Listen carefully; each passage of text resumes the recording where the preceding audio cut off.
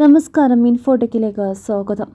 കോട്ടയത്ത് ഒന്നടങ്കം പ്രതിഷേധമുയരുന്ന സാഹചര്യത്തിലാണ് ചികിത്സയ്ക്കായി മുഖ്യമന്ത്രി പിണറായി വിജയൻ ഇന്ന് അമേരിക്കയിലേക്ക് തിരിക്കുന്നത്. യുഎസിൽ മിനിസോട്ടയിലെ മയോ ക്ലിനിക്കിലാണ് മുഖ്യമന്ത്രി ചികിത്സ നടത്തുന്നത്. ഇത് 4ാം തവണയാണ് മുഖ്യമന്ത്രി ചികിത്സയ്ക്കായി അമേരിക്കയിലേക്ക് പോകുന്നത്. ഇന്ന് ദുബായ് വഴി അമേരിക്കയിലേക്ക് പോകുന്ന മുഖ്യമന്ത്രി ഒരാഴ്ച നീളുന്ന ചികിത്സയാണ് തയ്യാറെടുക്കുന്നത്. നേരത്തെ മുഖ്യമന്ത്രി അമേരിക്കയിൽ ചികിത്സ തേടിയിരുന്നു. തുടർ ചികിത്സയുടെ ഭാഗമായാണ് മുഖ്യമന്ത്രി പോകുന്നത് എന്നാണ് വിവരം. നേരത്തെ മയോ ക്ലിനിക്കിൽ മുഖ്യമന്ത്രി ചികിത്സ തേടിയിരുന്നു. അതിൻ്റെ തുടർ ചികിത്സക്കും പരിശോധനയ്ക്കും വേണ്ടിയാണ് മുഖ്യമന്ത്രിയുടെ യാത്ര. 2018 ആദ്യമായി ചികിത്സയ്ക്ക് പോയത്. 2022 ജനുവരി 11 മുതൽ 26 വരെയും ഏപ്രിൽ അവസാനം ചികിത്സക്കായി അമേരിക്കയിലേക്ക് പോയിരുന്നു. 2018 സെപ്റ്റംബറിൽ തന്റെ 1ാം സർക്കാരിൻ്റെ കാലത്താണ് മുഖ്യമന്ത്രി പിണറായി വിജയൻ അമേരിക്കയിൽ ചികിത്സ നടത്തിയിരുന്നത്.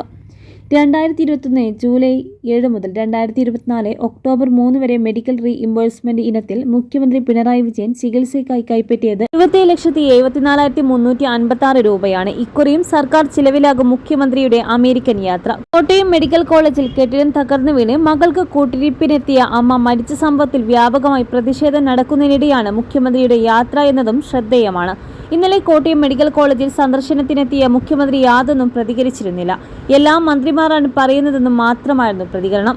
മെഡിക്കൽ കോളേജ് പ്രിൻസിപ്പലിന്റെ ഓഫീസിലേക്കാണ് മുഖ്യമന്ത്രി പോയത്. അവിടെ ആരോഗ്യമന്ത്രി വീണ ജോർജും മന്ത്രി വി.എൻ. വാസവനും ഉണ്ടായിരുന്നു. ദുരന്തമുണ്ടായപ്പോൾ സ്ഥലത്തെത്തിയ മന്ത്രിമാരായ വി.എൻ. വാസവനും വീണ ജോർജും ആളൊഴിഞ്ഞ കെട്ടിടമാണെന്ന് പറയുകയുണ്ടായി. എന്നാൽ വളരെ വൈകിയാണ് ഒരു സ്ത്രീ അതിൽ പെട്ടിട്ടുണ്ടെന്ന സംശയം ഉയർന്നതും പരിശോധനയിൽ പരിക്കുകളോടെ കണ്ടെത്തിയതും. പ്രാഥമിക ചികിത്സ നൽകിയെങ്കിലും അവരുടെ ജീവൻ രക്ഷിക്കാനായില്ല. സംഭവം നടക്കുമ്പോൾ ജില്ലാതല വികസന സമിതി യോഗത്തിൽ പങ്കെടുക്കാനെത്തിയ മുഖ്യമന്ത്രി കോട്ടയത്തുണ്ടായിരുന്നു.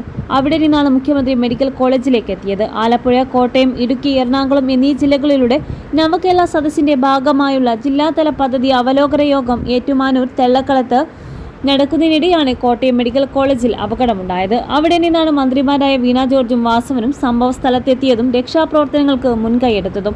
Medical college superintendent doctor TK. ജയകുമാറും ആരോഗ്യവകുപ്പിലെ മറ്റു ഉന്നത ഉദ്യോഗസ്ഥരും അവലോകന യോഗത്തിൽ പങ്കെടുത്തിരുന്നു.